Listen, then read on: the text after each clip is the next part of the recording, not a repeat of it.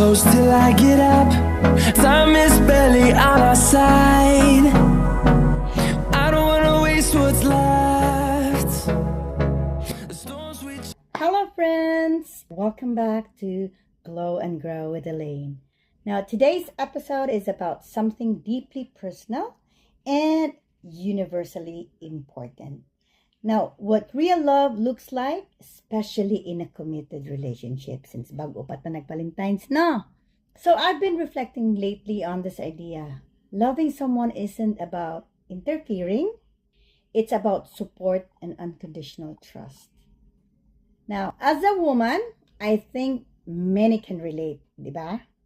I don't want someone to make a decision for me. I want a partner who stands beside me and not over me, who trusts me to choose my path and supports me, even when I'm unsure or struggling. Di ba? Kinahanta tanan, ani?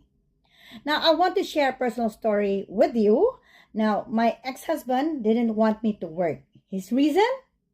He said, akong responsibilidad as a husband to provide. Well, that sounds noble. But in truth, it was only half of the story. The real reason was jealousy and distrust. He didn't trust women to work outside the home, and my mistake, I gave in. I didn't fight for my right to pursue my dreams for the sake of peace. But what was wrong with this picture? There was no trust. There was control and not support. Had he supported my dream or career, it might have been a different story, a different marriage, or a different me. Psychologically, control in a relationship often stems from fear or insecurity. Diba? Tinuod ko insecurity, di man ta magselos ta, and you're distrustful. Now, according to Dr. John Gottman, one of the leading relationship researchers, trust is built when partners feel safe to be themselves, to make their own choices, and to be supported in their individual growth. Diba? We want a safe space, kumbaga. Love should never shrink you. It should expand you. Meaning, di dapat idim imong light, diba? Just to accommodate someone. So when you love someone, you walk beside them, not in front of them to control their steps. You allow them to fall and grow, knowing you're there to support, not smother. And the kind of love builds resilience, confidence, and long-term connection. Now, let's break it down with psychology, real life insights, and faith. Psychologists agree that healthy relationships thrive on autonomy and trust. So again, si Dr. Gottman, a relationship expert, says the strongest couple are emotionally intelligent. Singita ng EQ. So muna ng EQ.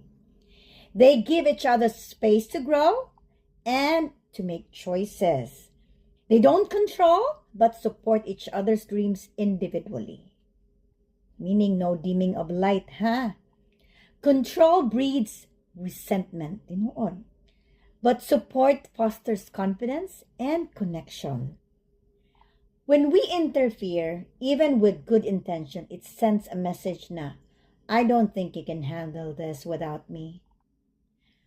Different when we say, I trust you. I'm here for you. We empower our partners, and that's true love. So the Bible echoes this in 1 Corinthians 13, verse 4-7. Love is patient, love is kind. It does not insist on its own way. It bears all things and believes all things, hopes all things and endure all things. Well, true love is patient and believing, not forceful. So in the book of Genesis, God gave Adam and Eve a free will. Even when they had made mistakes, God did not interfere. He allowed them the freedom to choose. And we should also.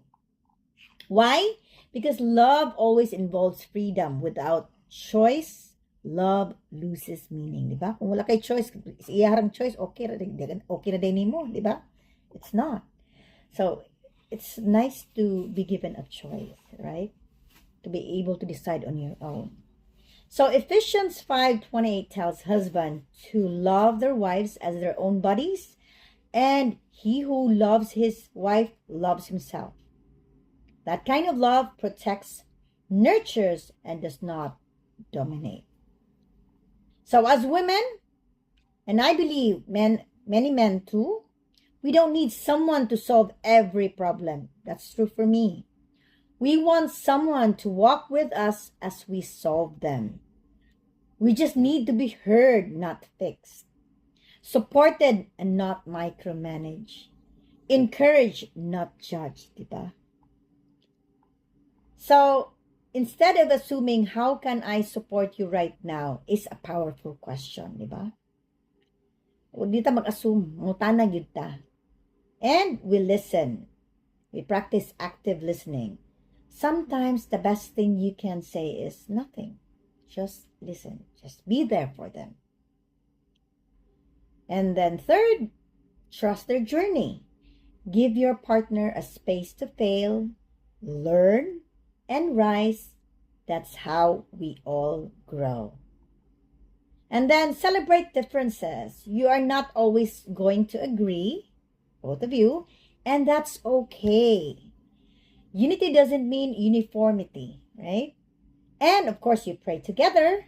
So, because a relationship anchored in God's love is grounded in grace, patience, and hope. So, my final thoughts: loving without interfering takes maturity, humility, and trust. So, it's about being a partner, not a parent. It's about saying, I see you. I believe in you. I'm with you. So to anyone listening today, whether you're in a relationship or hoping for one, remember, the best love doesn't limit you. It frees you from becoming all that God created you to be. So let's love like that, okay? So before we end, let's pray. In the name of the Father, the Son, and of the Holy Spirit. Amen. Heavenly Father, I thank you for the gift of love and the relationship you have placed in our lives. Teach us to love without controlling, to support without suffocating, and to trust without fear. Help us to be partners who empower one another, who listen, encourage, and grow together. Remind us that true love reflects your grace, patient, kind, and free. May our hearts be grounded in you, and may we learn to love you as you love us, unconditionally, with full trust. In Jesus' name, amen. So that's it for today. So next week, I'll have another podcast. I hope you will be here to join me. Thank you. Have a good night. Bye.